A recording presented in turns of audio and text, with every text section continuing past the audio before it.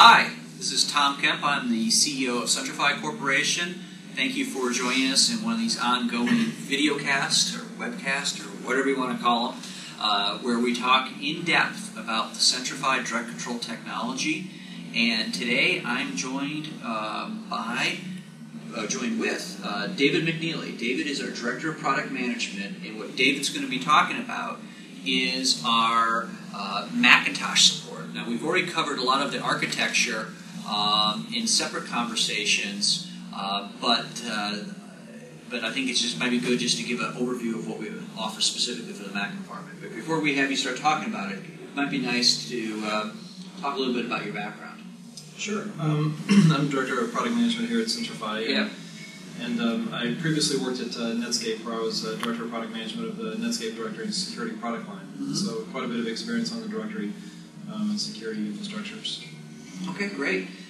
So at a high level, what do we offer for customers that have Macs deployed within their environment? Right, on the Macintosh platform, we basically have a solution that provides Active Directory integration that provides both the authentication as well as authorization. And additionally, we provide a group policy infrastructure to centrally manage those Macintosh computers as they get deployed within the enterprise. Okay, so by Active Directory integration, that means what does that mean? That means users that have Active Directory accounts will be able to log on to a Macintosh computer just like you would expect them to be able to log on to a Windows XP computer. So once the software is installed on the Macintosh at that point, it's joined into the Active Directory infrastructure, and those users get to log on to their systems, and their user accounts and their passwords are all managed directly out of Active Directory as opposed to locally on the Macintosh themselves. Okay, and as it relates to the group policy, a lot of people may not be familiar with who are used to the Mac environment. They may not know what group policy is. Now, we cover that in a separate talk, but it might be good for you just to kind of summarize what group policy is and the advantage and value that group policy has. So let's start out by talking about what Apple currently provides, and what most Apple administrators will be familiar with is called Workgroup Manager. Okay. And Workgroup Manager provides an interface to allow you to centrally manage a collection of Macintoshes. Okay. Similarly, in the Windows environment, group policy is a mechanism that Microsoft uses to manage a collection of Windows machines, in that you can set some configuration settings, define those centrally within a management console, the group policy management console, and edit those policies and then apply them to groups of users or groups of computers. Okay. And we provide the facilities to enable you to enforce those kinds of policies on the Macintosh computer. Mm-hmm. And we've created a lot of policies that would enable you to control a lot of the things on the Macintosh, like the System Preferences panel, the security settings, like what services would start up, or what firewalls, how the firewall needs to be configured, or other things like the login panel, and how you want that to show up for the users. Okay, well, that sounds interesting. So it may seem obvious, but why don't we just talk briefly? So why would someone want to use, Active Directory as the basis for providing the security as well as the policy and configuration management? Why stand on AD? Because, the reality is they'll have a mixed heterogeneous environment, right? Right, and that's usually the basic cause for wanting to consolidate administration.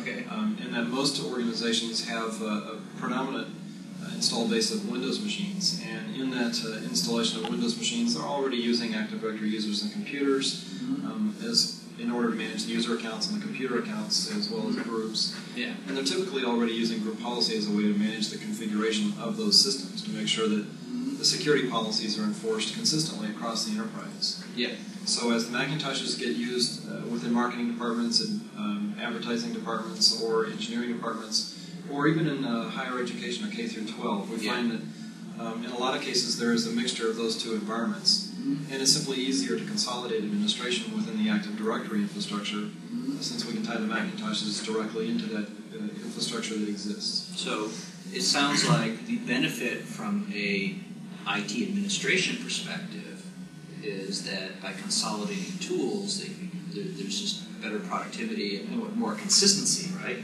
Yeah, absolutely right. So there's a lot of consistency across the systems if we can enforce policy out of one place. Yeah.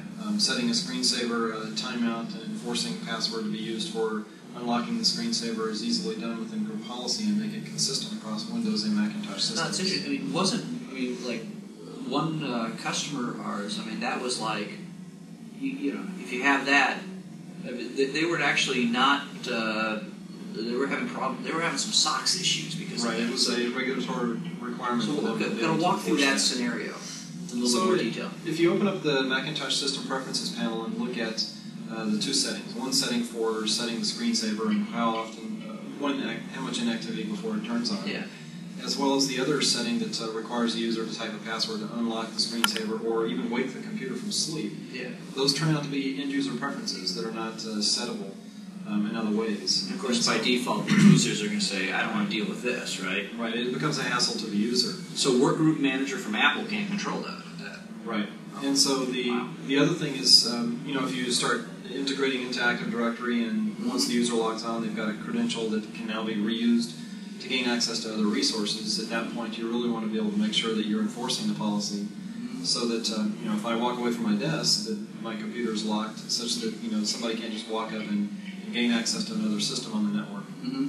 So it seems that there's a huge amount of administrative efficiency and productivity. There's also the Sarbanes-Oxley, the whole regulatory compliance, because it's the layer of security that we're offering with the Centrify Direct Control. But what about from the end user perspective? I mean, I got to figure that end users are more productive, especially if you're like in a K-12 or university. They're like, oh, well, what's my Windows username and password, and what's my Mac username and password? Right.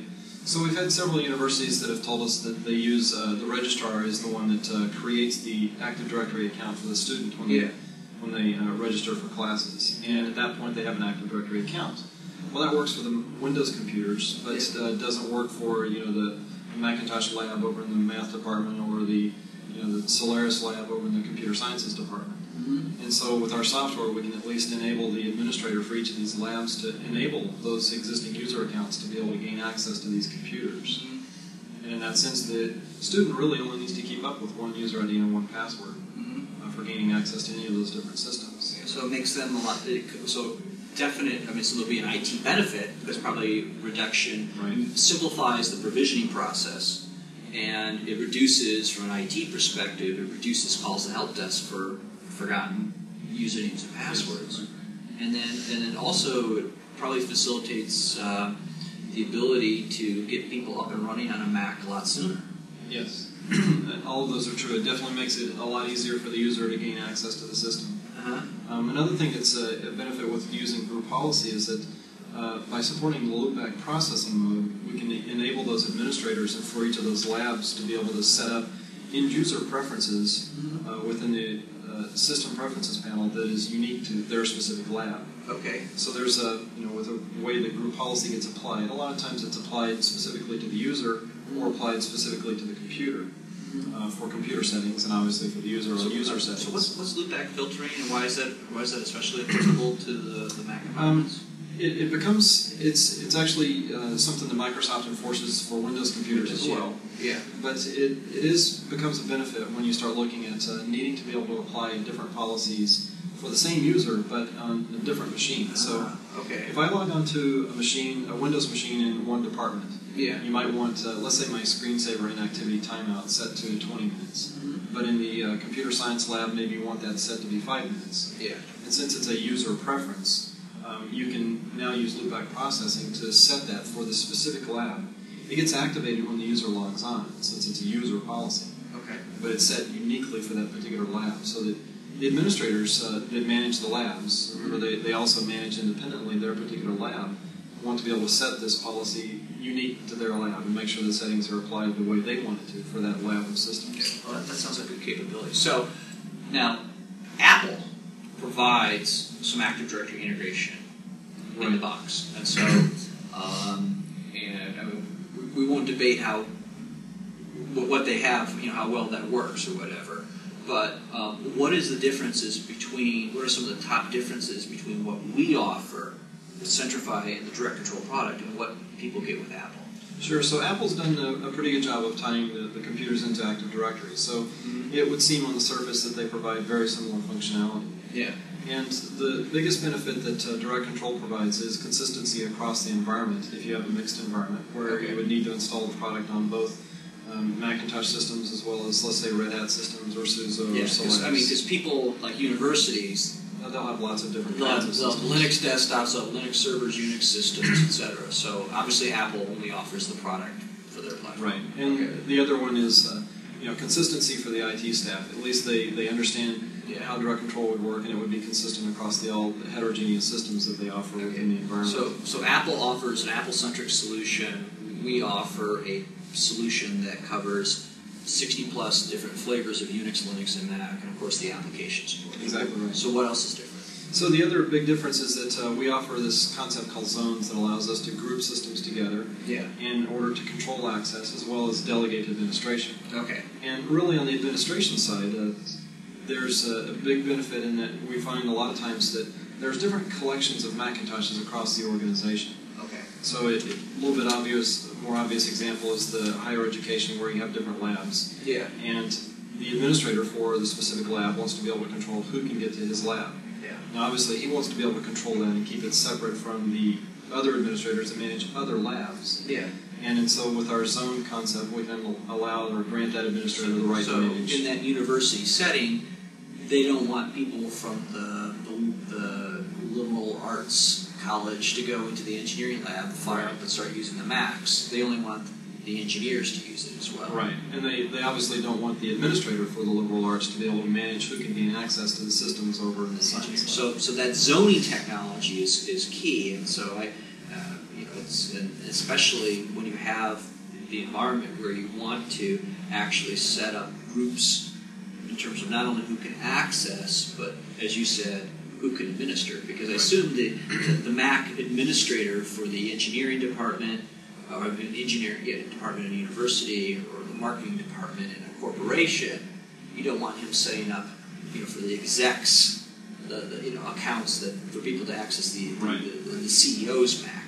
Right, and since the Macintosh actually is a Unix-based system, we also run into situations in the enterprise where we don't want, let's say, the Macintosh administrator to be able to affect the access control rights on, let's say, the financial systems that might be running Solaris, and vice versa. Yeah. And so that becomes a lot more. So the first benefit of what we offer vis-a-vis what Apple offers is cross-platform capability and consistency. Mm-hmm. The second benefit is the zoning capabilities, which is the delegated administration, the ability to provide granular levels of access control. What else? What other differences are there? And we've already talked quite a bit about group policy. But that's a big difference. So other thing is, Apple does not provide group policies. They don't provide Active Directory group policy for the correct. platform. It's their solution is they do have a workgroup manager, which is capable of managing groups of systems and controlling the configuration. Yeah. And they've done a great job building that infrastructure. It works perfect in a Macintosh-only environment. Yeah. But if you wanted to use it in an Active Directory environment, you would be required to either extend the schema of Active Directory pretty extensively, or you would be required to set up an Open Directory infrastructure to house and distribute out these configuration policies. But it also sounds like, but it lacks even the workgroup manager with these personal user preferences. That example that you gave before, that seems, that's a big issue. Right. They cover a lot of the settings, but something like the screensaver is one example of something that was viewed as an end-user setting as opposed to a centrally managed setting. Okay. And so those are the three. Anything else that comes to mind, or any other? There's a lot of little things way down in the details when you start looking at higher levels of security. Okay. As an example, the computer account that gets created when the computer joins Active Directory. Okay. There's a corresponding password that is used to set up the Kerberos environment to make sure that works correctly. Mm-hmm. And our software is designed to change that password periodically. Okay. And that's something that Apple doesn't currently do with their current product. Okay. Wow. So it sounds like not only at the high level, the consistency across platforms, the zoning capability, group policy, those are big differences that people get. But then if you really start looking underneath the water, at the size of the iceberg, there's these security-related things that we offer that Apple doesn't provide as part of their Active Directory. And we should also say is that we're very good partners with Apple, and they don't see this as competitive. No, in fact, they're really embracing our solution because they do find that a lot of customers are using the Macintosh in the environment and within Active Directory infrastructures where PCs are the dominant systems. And it's been really hard for them to go out and tell customers that in order to manage these Macs, you need to set up Open Directory and run separate infrastructure. Right, and so they're finding it a much easier message to go talk to their customers and tell them, by the way, we have this partner that can integrate the current Macintoshes into and they don't charge for their Active Directory integration. No, it's part of the operating system. It's part of their operating system, and actually, I mean, what we charge is actually our list unit one price for a Mac is $50. Right. And then for universities we talked about, we offer educational discounting. So it actually is something that can add significant value in terms of improving security and administrative and end user efficiency and productivity. Not at a significant cost. Now, what versions of Mac do we support, and on what chipsets? So on the Macintosh support, we support that on 10.3 as well as 10.4. Okay. And both on the PowerPC as well as the Intel processor. Okay, so we're what's known as universal. That we support both. That's a term given to a binary that runs on both platforms. And we've actually created unique binaries for each platform just because we are tied so tightly into the operating system and that we're part of the operating system as opposed to an external application. But we do support. Okay, so that makes sense. Fully makes sense. I think customers will realize that as well. But we do. Why we don't have a same binary. But the key thing is we do support the Intel platform. Yes, absolutely. They're starting to get a lot more popular. They're much faster than the other machines, and with the other risk that Apple's sort of taken away from the Macintosh, which is if I were to buy this machine, what if OS X doesn't quite work in my environment? They do have a fallback position if you could load XP on the system. Okay. So Apple may see a lot more widespread use and purchase of those systems just because they are cool-looking machines. Yeah. So what else? So you've talked to a lot of customers about our Mac support. I mean, so what other items or issues have come up in terms of can you do this? Can you do that? Can you talk about some of those? I know, for example, printing was a big issue, and I don't know if this was a deficiency with the Mac environment or just something of value add. So maybe use that as an example and maybe roll off. Actually, there was a customer that was having a challenge where the Macintosh users, since they couldn't authenticate to Windows print queues, they were going straight to the printers and sort of injecting themselves ahead of the print queue. And it didn't play nice in an environment where they were managing all the printers with big print queues so that they could keep track of who was using the paper and they could charge back departments and that kind of thing. So we've added support to make sure that there's a print driver available or a print queue, I should say, that does pipe things through to a Windows print server and authenticate the user, so the user doesn't have to type in user ID password when he submits a print job. Okay, wow. And just making that curb-rise. Okay. So the other thing is we found that a lot of people really want to be able to store home directories out on Windows file servers, and that's another area where we've made sure that we provide support for that as well. A lot of these are using some of the underlying technologies that Apple puts on the system that does the SMB operations. But just simply enabling centralized configuration of that so that at least we can set up a home directory path that's fast user switching friendly and enable the user to have his home directory centrally stored out on the servers. What are some of the other questions or comments that we've gotten that when people have been looking at this product and technology? I mean, anything else that they've been asking about that we can do? Or? Usually people are, since the concept is kind of new, of being able to centrally deploy and manage the Macintosh systems out of the Active Directory infrastructure, the usual questions are how do we deploy this across the large population of systems that we may have in place? And Apple's tool, Apple Remote Desktop, provides facilities to be able to push software packages out to the systems. And do we support that? And we do support being pushed out as a package. Okay, so that's excellent. And in fact, we even have a partner, I believe, that can actually push our product out via SMS as well. And those are the two most common ways of doing that. Yeah. So there's another mechanism that a lot of people use. A lot of K through 12s where they wipe systems clean at the end of the semester or at the end of the school year, and they just re-image all the systems. There's a well-defined process to be able to image a system with our software on it, and then once the machines are deployed and have unique names, then they get joined into the So Active we Directory. support that as well? Right, that's just another little bit more manual process, but it's a way of doing both. So we support the Apple way of deployment, we support through a partnership the SMS, and we support this imaging. Bulk imaging. Bulk imaging, wow. That's pretty good. So, and then obviously as Microsoft enhances Active Directory and new versions of Mac come out, we're making sure that there's the consistency. So if Active Directory comes up with some new features and capabilities, we will actually support that consistently across the older versions. So the 10.3, 10.4. So if Apple comes up with a 10.5, they may enhance their Active Directory to work with this new capability in AD, but they may not go back in time to fix it. Yes. Yeah. We found a lot of people are still running a 10.3. Most people have upgraded from 10.2 to 10.3 at this point. Okay.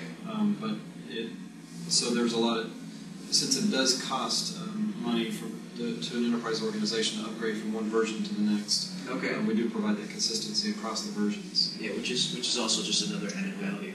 So, is there anything else about the our support for the Mac environment that we haven't covered that you think is important to let the listeners hear about? The only other thing that we're working on is we have support for Samba on all the other platforms. Yes. And it is important to note that on the Macintosh, Samba is delivered by default Okay. on all systems. Okay. So if you turn on the file sharing function, I think it's called personal file sharing or Windows file sharing, Okay. that actually is a Samba server. And so Right. there's a way for us to tie that into Active Directory as well to ensure that it operates properly. Okay. So, and then also, do we support OS X Server? Yes. Okay. We've tested our product on OS X Server, and everything works exactly like it does on a workstation class system. Okay. So with multi-users accessing as opposed to individuals. Right. So both the server component as well as the desktop component. Right. All right. Anything else? Apple's done a great job at Kerberizing a lot of things on the system, so there's a lot of other functions that just naturally work correctly for the user. So let's say that once the user is logged onto the system and they want to gain access to a web server somewhere that's running that's tied into Active Directory, single sign-on, silent authentication actually works correctly both for Firefox with HTTP and HTTPS, as well as Safari if you're over HTTPS connections. Okay. Wow. Accessing remote file systems, all of that works correctly without prompting the user for a user ID password. Oh, one thing I forgot to ask you is, can you give some more examples of some of the group policy settings that we offer? Because we talked about the screensaver and the automatic locking, which only can be set via personal preference. But what are some of the group policy settings that we offer? So most of the group policy settings that we offer in this first release, for at least the group policy offering, is centered our focus around the security type settings. Okay. So again, the things like the firewalls, which services are turned on. Okay. But the login panel itself is highly configurable on the Macintosh. And on that particular setting, you can turn on and off fast user switching, or you can define, do I want to see a list of users, or do I just want to see a login name and password? Okay. Or do you want to see hints or not? Do I want to turn on and off the restart and the shutdown commands?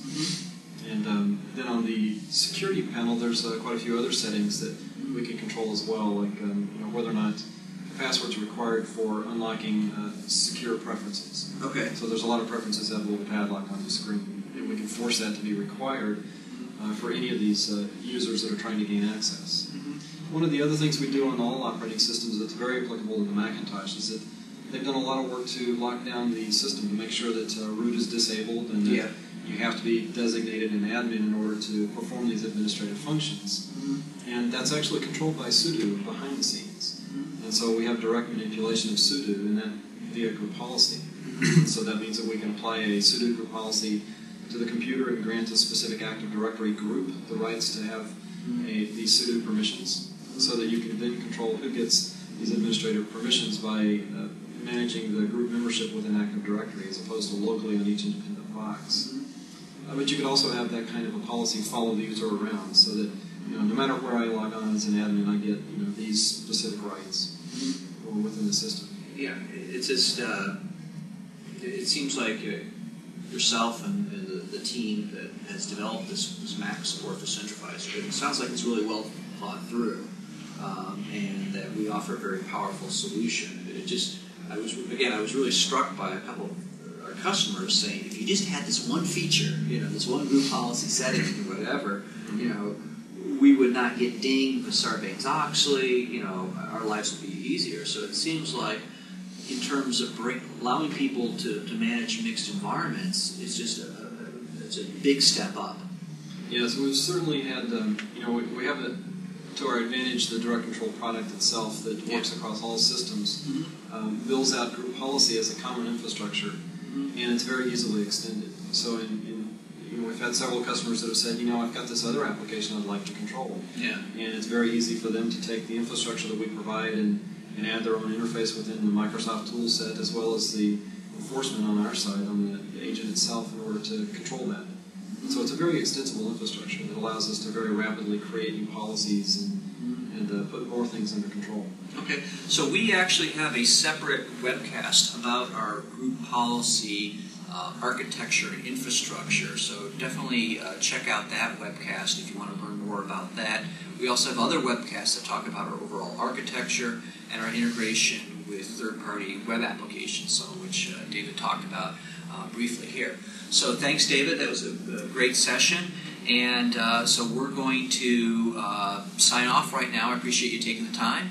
And definitely check out our Mac support. And hopefully we'll see you again soon with one of these webcasts. Thank you very much.